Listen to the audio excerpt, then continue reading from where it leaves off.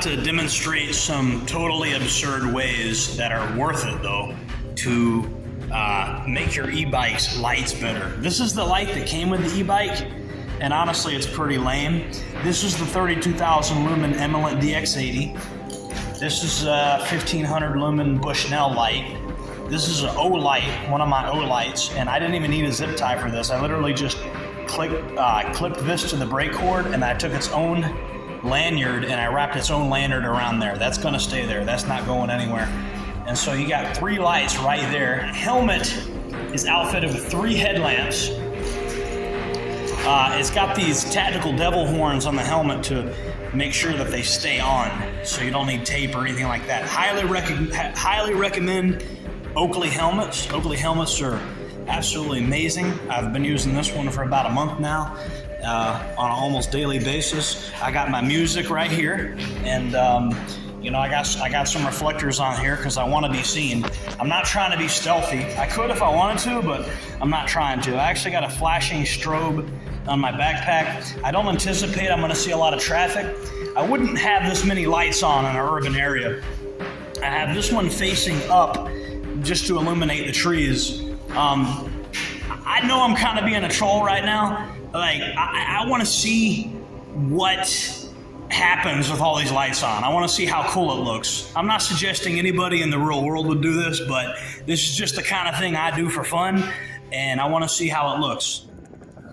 So I don't think the camera does it a lot of justice, but it's a lot of light, and you'll actually notice I got the 1500 lumen Bushnell is actually pointing upwards. That might leave some of my viewers scratching their heads, but the reason I have that one light pointing upwards is there's actually a lot of stuff up in the trees that you might want to see.